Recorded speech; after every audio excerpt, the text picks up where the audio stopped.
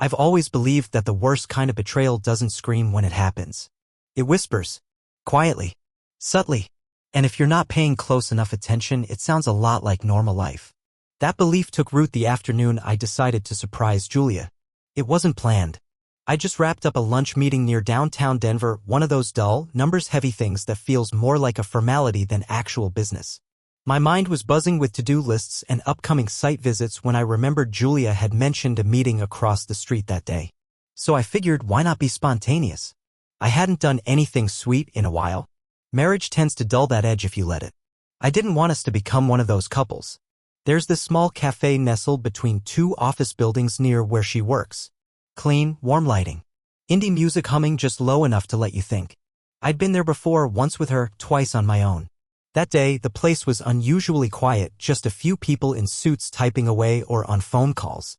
I walked in, ordered her favorite almond milk latte with cinnamon and a splash of vanilla and a black coffee for myself. The barista gave me a kind smile, asked if I was picking it up for someone special. I nodded and said, yeah, my wife. He grinned and said, she's lucky. That part would haunt me later. While waiting, I wandered toward the side near the partition, one of those wooden dividers meant to give the illusion of privacy. As I stood there, just flipping through my phone, a familiar voice cut through the cafe noise like a sudden chord change. Julia. At first, I thought I was imagining it. But then I heard the way she laughed, light, effortless, like she didn't have a care in the world. And it was unmistakably her. I leaned slightly to the left, peering through the slim slat between the wooden panels. There she was, seated on a leather bench with a cappuccino in hand. Across from her, a younger woman with shoulder-length dark hair was sipping tea and leaning forward like they were in on a secret. She's got a good heart, Julia was saying, but honestly, I think I'm just still with him out of pity at this point. I felt like someone knocked the wind out of me. I blinked, unsure if I heard it right. But her tone was clear. No bitterness. Just casual dismissal, like I was some charity project she couldn't figure out how to end. The woman laughed, not out of shock, but in agreement. You always were too generous, she said, stirring her tea. Julia leaned back, twirling her spoon in her coffee. He's not a bad guy, just. I don't know. Safe. Predictable. I didn't stay long enough to hear more. The drinks were ready. My name was called. But I couldn't move toward the counter. I turned, walked out of that cafe, and kept walking. I didn't even realize I'd left my phone on the bar until I was 2 blocks away. I don't remember driving home. I know I stopped somewhere, probably that old gas station on 14th, because I found a bottled water in my cup holder later. But everything between hearing her say those words and stepping back into my house that evening felt like static. When I came through the front door, the house smelled like sage and lemon, her usual cleaning day scent. There was music playing softly in the background, and for a second I thought maybe I'd imagined it all. Maybe I'd heard wrong. Then she stepped out from the kitchen, her auburn hair tied up in a loose bun, apron over her jeans and blouse. She looked radiant. The kind of beautiful that makes your chest hurt when you realize it's not yours the way it used to be. Hey babe, she said brightly. I got you something. She handed me a little gift bag. Inside was a miniature statue of a bulldozer. Saw it at this little shop near my office, she said, made me think of you. Figured you could put it on your desk. I forced a smile. Thanks. That's thoughtful. We sat down for dinner, her homemade risotto, candles lit, wine uncorked. Like nothing had happened. Like she hadn't, just a few hours earlier, spoken about me as if I were some wounded animal she didn't have the heart to put down. At one point, I leaned back and casually said, I was near your office today. Thought I might surprise you. She froze for half a second. Just long enough for me to notice. Then she laughed, shaking her head. What, are you stalking me now? She teased, reaching across the table to squeeze my hand. You romantic menace. I laughed too. Played along. But in my mind, something cracked open. That night, while she read on the couch and I pretended to catch up on reports, I couldn't stop hearing that line on repeat. I'm still with him, out of pity. The thing about Julia is, she's smart. Disarmingly so. She could spin any conversation, deflect suspicion with a smile, reroute confrontation with just the right amount of affection. She was always the clever one between us. I used to admire that. Now I wasn't so sure. I lay awake in bed while she slept beside me, breathing softly like she didn't just unravel something fundamental between us. I stared at the ceiling, thinking about how many things I might have missed. How long had she felt that way? Had I missed the signs? Or had she just hidden them that well? At some point, I got up, went downstairs, and poured myself a drink. I stared out the window into the dark, wondering if what I heard had been real. But deep down, I knew it was real. And this was the beginning of something I couldn't ignore. Once that sentence etched itself into my mind, "I'm still with him out of pity," everything changed. It's strange how the brain works. One moment, you're living your life with a calm certainty, and the next, you're rewatching every memory, dissecting every smile, every excuse, every "I love you" that once felt effortless. After that day at the cafe, my mind became a projector stuck in rewind. The signs had been there. I just hadn't wanted to see them. Julia had always been busy, ambitious, driven, passionate about her consulting work. I used to admire that about her. She'd stay late at the office, travel to conferences, come home buzzing with ideas. I told myself that her dedication was a reflection of her goals, not a distance from me. But now all I saw were gaps. She started canceling our plans with increasing frequency. At first, it was reasonable: last-minute client call, unexpected meeting. The firm's bringing in new management. I was understanding. I prided myself on being the laid-back one. While she chased high-profile contracts, I kept our life steady. I handled the finances, the house, the small things. But those cancellations became patterns. Our Friday dinners turned into solo takeout nights for me. Weekend hikes she used to love got bumped for strategy sessions. Her excuses were always smooth, always just believable enough. And I never questioned them. Why would I? You don't interrogate someone you trust. But trust has a funny way of becoming hindsight. One memory hit particularly hard. 2 months ago, I had planned a surprise weekend at a cabin in Estes Park. I booked it around her birthday, thinking we could unplug, reconnect. I even arranged to have her favorite wine stocked ahead of time. She canceled the night before. "I can't go, Cole," she said over the phone, her voice tight. "I just got asked to lead a client workshop, Sunday morning. Non-negotiable." I remember standing in the driveway with the cooler already packed, staring at the car I just cleaned inside and out. I told her it was okay. I told myself it was okay. But it wasn't. That weekend, she didn't even call. Said she was exhausted when she finally texted back Monday morning. Then there were the flowers.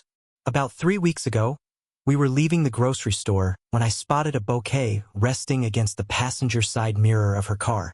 Bright sunflowers and roses, wrapped in twine. There was a card tucked into the stems. I reached for it instinctively, but she was faster. "Oh, those must be from a client," she said quickly, stuffing the card into her coat pocket. "I helped close a tough deal last week." She smiled, kissed my cheek. Her hands trembled. I asked who sent them.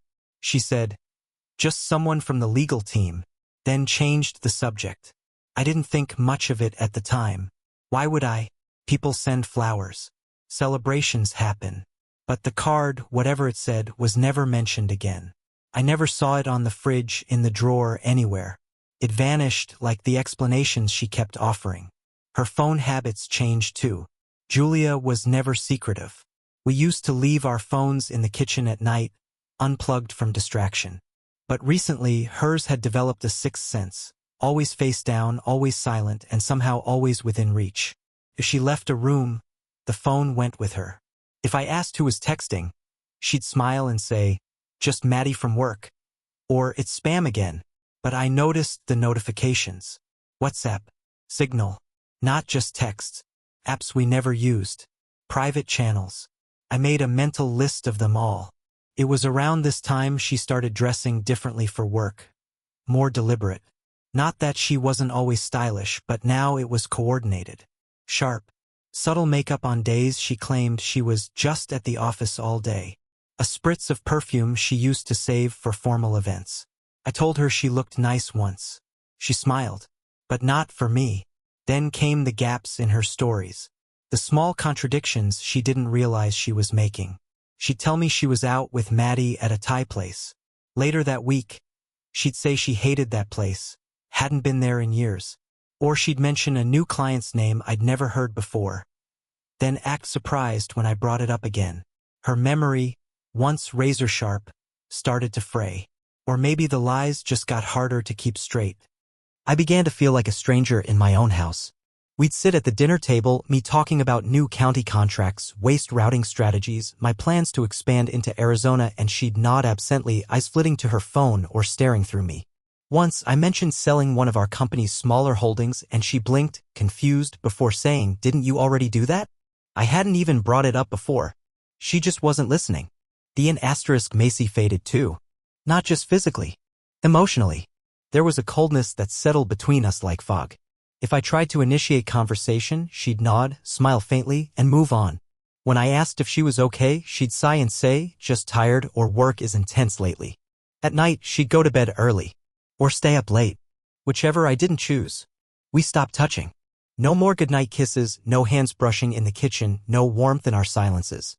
Just space. Empty space. The final straw wasn't big. It was a Tuesday morning. She had an early meeting and left in a rush. I came downstairs, made coffee, and found her planner open on the dining table. A small sticky note was tucked inside. It said simply, "R. Weds 6 p.m. Ask about share transfer." R. I stared at the letter like it might explain itself. Who was R? What transfer? When I asked her later that night what her Wednesday looked like, she blinked and said, "Just meetings, nothing serious." I nodded, pretended to believe her. But the note was still burned into my memory. I started rereading old emails. Not hers, mine. Conversations we'd had, vacation plans, messages we sent each other during the workday back when we used to flirt over Gmail threads. All of it felt like someone else's life. The more I looked, the more disconnected I felt from the version of Julia I once knew. It was like she'd been replaced, and the new version wore the same face but spoke in a different language, one I was no longer meant to understand. I wasn't sure what I was looking for at that point. Proof? Reassurance? Some sign that I was wrong? But what I found instead was silence. Gaps. Her evasions weren't just red flags anymore, they were signals. Coordinated. Intentional. Julia was hiding something. I just didn't know yet how deep it went. The human instinct, when faced with doubt, is to either chase reassurance or bury the suspicion. I did both for a while. But suspicion, once it gets its teeth into you, doesn't let go. It grows. It rewrites every smile, every excuse, every moment of silence. Eventually, it forces you to act. I didn't start with something extreme. The first step was small, harmless even. I started taking note of Julia's exact words. I wrote them down after our conversations when I was alone. What she said, what she wore, where she claimed to be. It felt neurotic, I won't lie. But I needed a map for the lies I suspected were building. Then I noticed a new pattern. Julia had taken to working from home more often. She claimed her firm was revamping hybrid models and that they were testing productivity protocols. I didn't question it at first, plenty of people were doing hybrid setups. But she didn't work in our shared office space anymore. Instead, she set up in the upstairs guest room, the one with the antique lock and no cameras. I asked once why the change. "Better light for Zoom," she said. I nodded, but something in me was already unraveling. It's not hard to install a discrete camera these days. I wasn't proud of it, but I convinced myself it was necessary. I picked up a model meant for nanny surveillance, disguised as an air purifier. It synced directly to my phone, silent and motion-triggered. I placed it in the shared home office, not upstairs. That room was still hers alone, but I had a feeling the office might catch something. For days, nothing happened. Just hours of empty footage, occasional logins, scrolling, sometimes her pacing during calls. Then, one Thursday afternoon, while I was in Pueblo meeting with a city council liaison, I got a motion alert on my phone.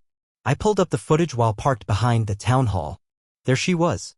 Not in work clothes, she was wearing one of her fitted loungewear sets, hair down, makeup lightly done, seated at my desk. Not her usual setup. She adjusted the webcam, smiled, and started a video call. Then a man's face appeared. His name popped up on the video window, Ray Delgado. My heart clenched. Ray. I'd heard that name once before. Julia had mentioned him offhandedly at dinner weeks ago. "Oh, Ray's just a freelance consultant. They're pairing him with us on this environmental compliance project." I remembered because she rarely mentioned colleagues by name. What I saw in that footage didn't look like compliance work. They were laughing easy in *, mate. Not flirtatious in an obvious way, but there was something too familiar in the way they talked. She leaned close to the screen. Her voice dropped. I turned up the volume. "You know Cole's cautious," she said. "But he won't suspect anything if we do it gradually. He still thinks this is all my idea, merging our side contracts, pivoting to state bids. I've got him convinced the expansion is mine." Ray chuckled. "Good. Keep him focused on permits. The easier he stays distracted, the faster we can shift the paperwork. She smiled. He doesn't know about the Phoenix contracts yet. Once I finalize those under the new entity, we'll be positioned to make the transition without alerting his legal team. Perfect, Ray said. You're playing this exactly right. Just keep nudging him toward the restructure. Once he signs over access to the Shell LLC, we can start extracting the assets. My hands trembled. This wasn't just infidelity. This was betrayal, strategic, cold, and calculated. She wasn't sneaking around with some fling. She was orchestrating a quiet coup, using my trust to build a paper trail that led directly into her hands and his. The footage continued. Talk of fake board members, holding companies in Wyoming, transfer plans that involved quietly dissolving some of my lesser-known partnerships.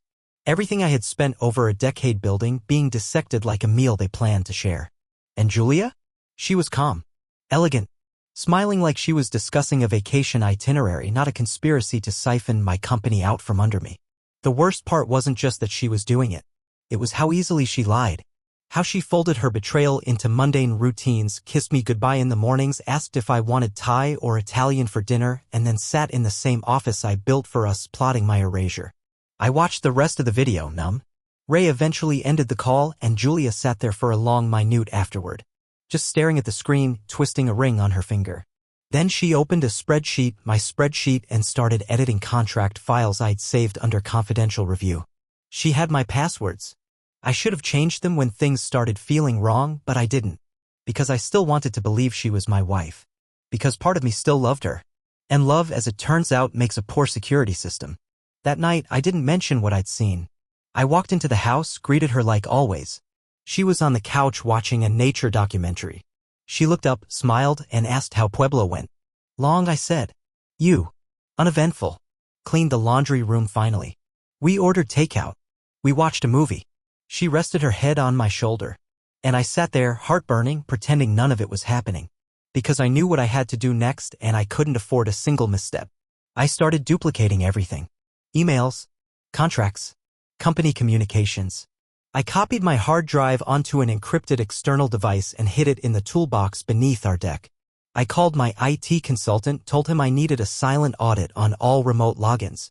I told him it was a corporate compliance check. Then I contacted two people, a forensic accountant I'd worked with years ago during a joint venture audit and a Denver lawyer named Celeste Knox, referred by an old friend who went through a brutal partner split. I didn't tell Celeste everything. Not yet. I asked questions, hypotheticals. What happens if a business owner finds their spouse is accessing company files without authorization? How does ownership protection work in a divorce if the company wasn't formally split? She saw through the questions, but she was sharp. She gave me answers without asking too many of her own. And when I requested a follow-up appointment in person with documentation, she didn't flinch. Meanwhile, I started researching Ray Delgado. And that's when everything clicked. Ray had a sealed court case out of Oregon, fraud charges tied to a defunct real estate firm. The record was sealed, but traces of it showed up in old local newspaper blurbs.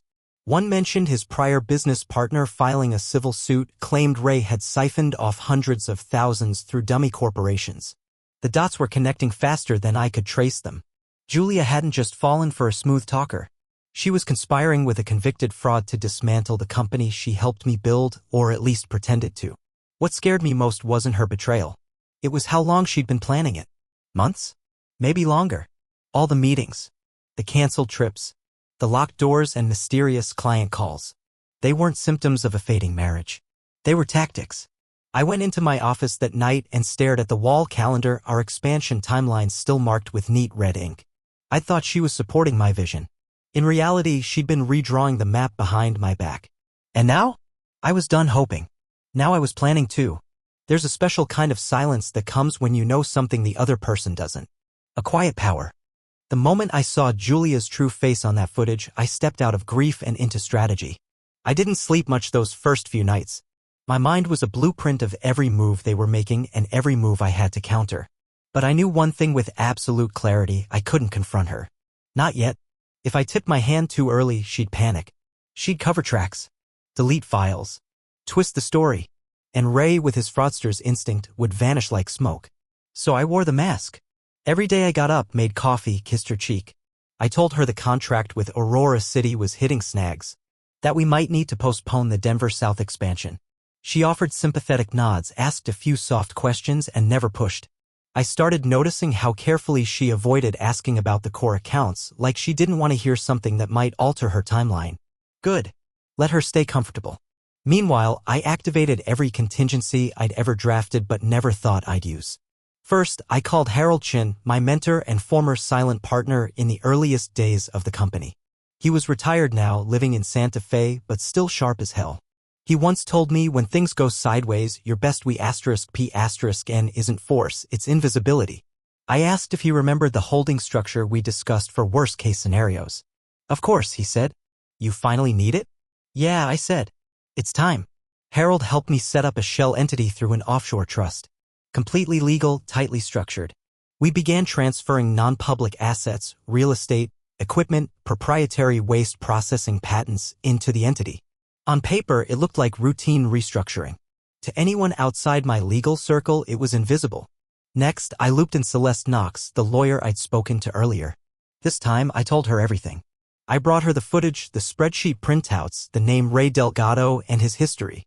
She didn't blink. We need to go on the offense, she said. Quietly. She drafted a preemptive legal shield around my company, locking in my ownership rights through emergency clauses and corporate bylaws that triggered in the event of suspected misconduct. Normally, those measures are used for hostile takeovers or bankruptcy protection. In this case, we were repurposing them for something worse, marital sabotage. At the same time, my forensic accountant, Gina Patel, dug into the digital logs. We confirmed Julia had logged into our secure servers more than 20 times in the past 60 days, always on weekends, always outside of business hours. She copied files, exported spreadsheets, even accessed internal financial summaries not meant for her eyes. We flagged each access.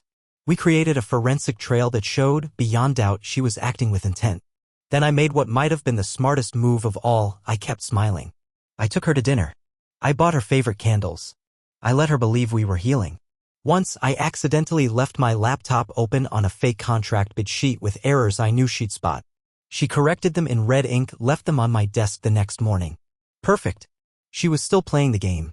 That meant she hadn't realized the rules had changed. A few weeks into my silent war, a small miracle dropped into my lap, courtesy of an old friend who'd gone private after retiring from the military. His name was Mason.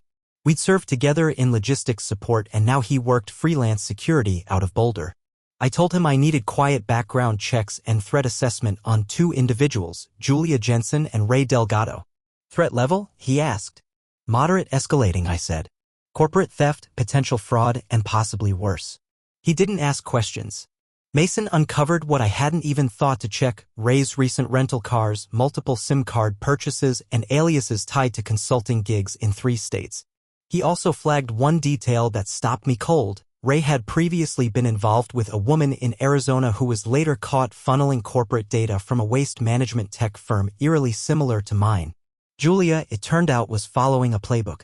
Once I had Mason's full report, I secured my perimeter. Cameras around the house were upgraded. My vehicle was fitted with tracking and real-time monitoring. I had my devices encrypted, passwords reset. Every conversation that involved business happened either in person with my team or over a burner phone issued by Celeste's firm. Meanwhile, Julia started making moves of her own. She requested access to our company's soft asset summaries, marketing budgets, community partnerships, estimated valuations. All data she'd usually gloss over. She claimed she was thinking of launching a nonprofit side brand for eco-initiatives. I smiled, told her I was proud of her entrepreneurial spirit. Then I rewrote the documents she requested, fabricated summaries, adjusted valuations, and inserted invisible metadata flags to track where they were sent. Sure enough, within 24 hours, they pinged an IP address tied to Ray Delgado's alias account in Scottsdale. Checkmate. Around this time, I also started planting controlled leaks, details I knew would make their way back to her. I hinted that we might be selling part of the company, that I'd had a private meeting with a venture capital group. I even accidentally left an email draft open suggesting a shift in leadership structure. It worked. Julia started probing harder.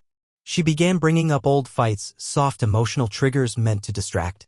She picked at my late hours, questioned why I didn't talk as much, claimed she was worried I was pulling away. She even cried one night, said she felt like she was losing me. I held her while she wept, stroked her hair. told her everything was fine. But inside I felt nothing. The woman in my arms wasn't my wife. She was a thief wearing her face. And every night I pretended to love her was another day closer to dismantling the fortress she thought she was building. By now, the legal and financial traps were set. All that remained was timing. Celeste suggested we wait one more week, long enough for Julia and Ray to complete the next phase of their transition plan. They were preparing to initiate contract transfers using forged board approvals. I already had their blueprint. I wanted them to try. I wanted them to walk directly into the evidence. But just as we prepared for the final play, a ripple hit the surface. Julia asked me sweetly, innocently, if I could drive her to a meeting the next afternoon.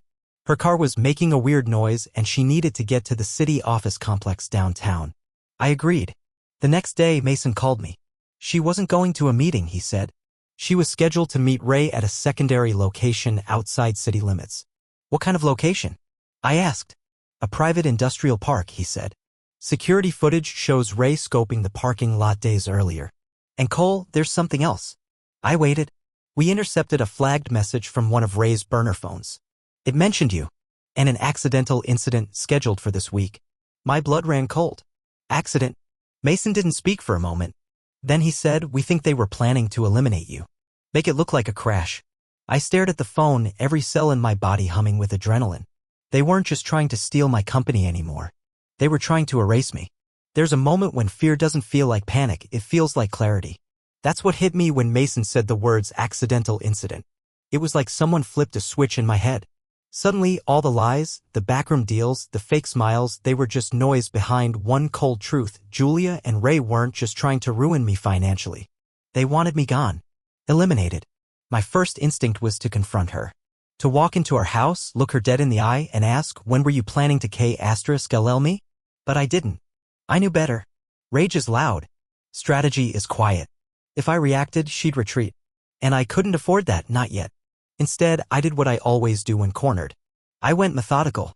I called Mason back after the line had gone dead for a minute. Tell me everything, I said. My voice was calm. Too calm. He laid it out, a suspicious car rental under one of Ray's known aliases, booked 2 days ago.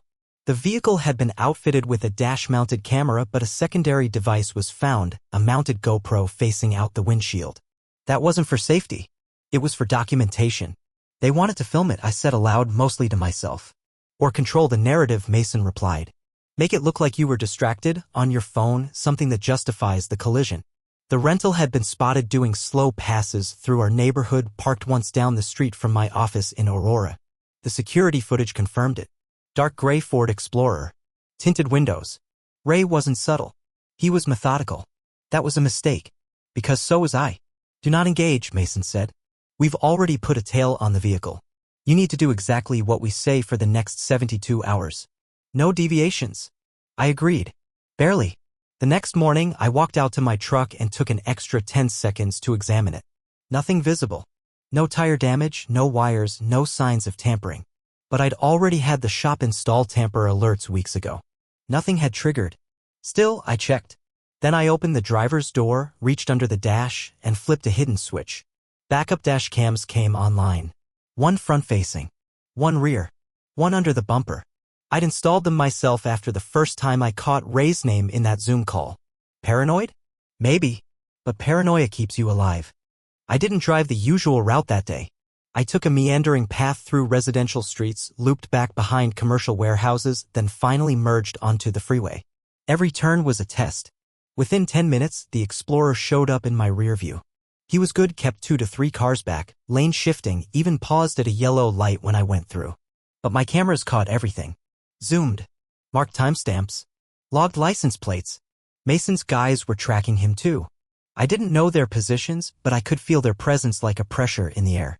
At one point, the Explorer sped up behind me at an odd angle, slowed again.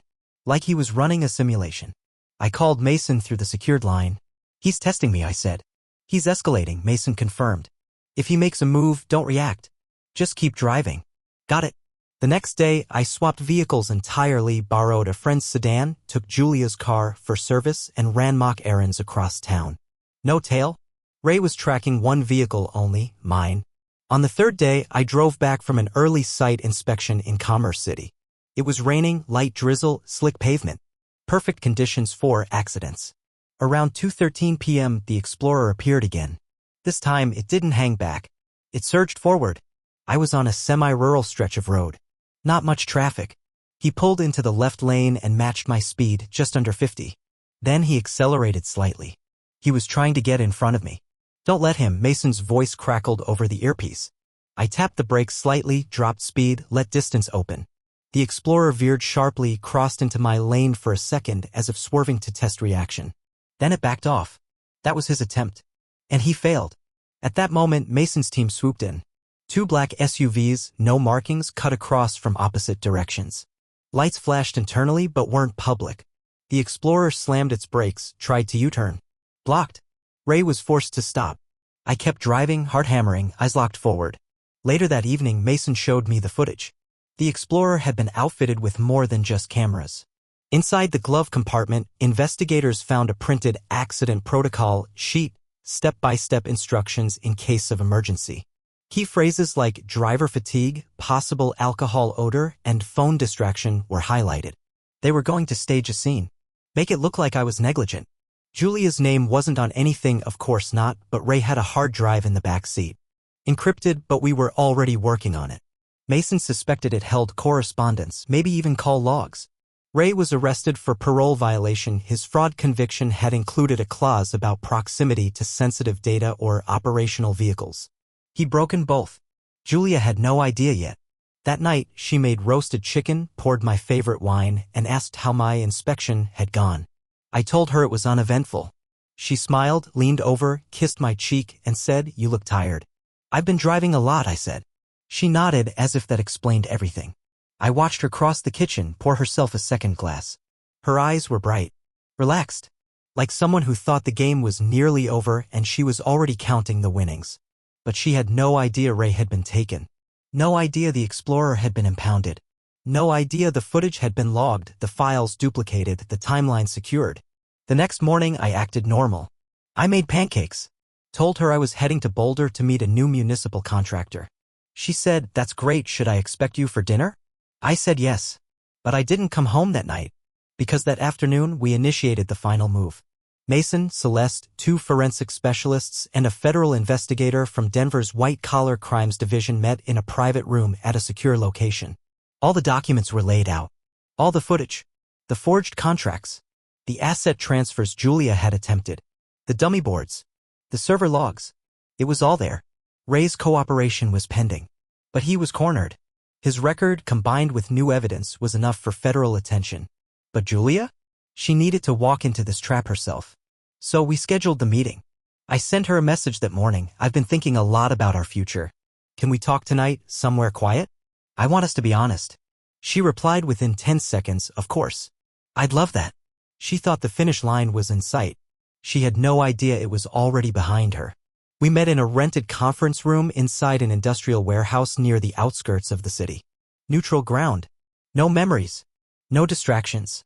Just concrete floors, long shadows, and truth waiting to land like a hammer. Julia walked in dressed in navy, business formal, and perfectly calm. Behind her came a lawyer I didn't recognize and a faint whiff of perfume that used to mean home to me. She smiled, tentative. "Cole," she said. "This feels dramatic." I didn't smile back. The room held 5 people already: Celeste Knox, Mason, 2 federal agents in plain clothes, and Gina, my forensic accountant. Ray wasn't there, but his presence echoed in the folders on the table and the footage cued on the screen. We sat. Julia's attorney leaned forward. "What exactly is the purpose of this meeting?" Celeste didn't flinch. Disclosure and decision. The first file was opened. Gina walked through the digital logs, Julia's unauthorized access to sensitive contracts, timestamps, IP addresses. Then the second folder, transfers made to shell companies. One was in Julia's maiden name. Another traced to a private mailbox rented under Ray's alias. Julia shifted. "This is a misunderstanding," she said smoothly. "I was doing company work. Cole asked me to assist." Celeste cut in. "Then why the forged board minutes? Why the edited contracts? Why Ray Delgado?" At that, the agents stepped in. They produced the footage from Ray's car, the mapped routes, the accident plan breakdown. Julia's face didn't change, but her hands twitched slightly on the table. Her lawyer leaned over and whispered something. She didn't respond. I finally spoke. You were going to steal everything I built, I said. Then eliminate me to make sure you got away clean. Julia stared at me like I'd wounded her. Cole, you're wrong. I was trying to build something for us. No, I said quietly. You were trying to bury me with a smile. Celeste handed over the settlement offer. It was simple: sign over all claims to my business, assets, and marital property. Walk away with a modest buyout. Or face prosecution for conspiracy, fraud, and attempted harm. Ray had flipped. We had his statement. Julia's lawyer blanched. We'll need time to review. You have until tonight, Celeste said. At midnight, we file. Julia looked at me, searching for something in my eyes. Regret? Mercy? She found nothing. That night she signed. It's been a year. The company not only survived, it expanded. We now operate across 6 states, partnering with municipal agencies on sustainable waste initiatives and green infrastructure. The same contracts Julia tried to steal became the backbone of a new business model: ethical, clean, resilient. Ray is serving a 4-year sentence for conspiracy and parole violation. He won't be eligible for early release. Julia, under a plea deal, relocated to a small town in Nevada. She's barred from contacting me or anyone tied to my company. The house feels different. Lighter. There's no more checking shadows, no more second-guessing text messages or wondering if a smile hides a blade. It's mine again, just like my life. I still think about what happened. How easy it was for trust to rot beneath the surface. But I don't dwell. Because I didn't just survive Julia's betrayal, I grew from it. I learned how to listen to my instincts. I learned how to defend what matters without becoming cruel. And most of all, I learned that silence, when used wisely, isn't weakness. It's strategy. People ask if I miss her. I don't. She was a storm. And I've finally found calm.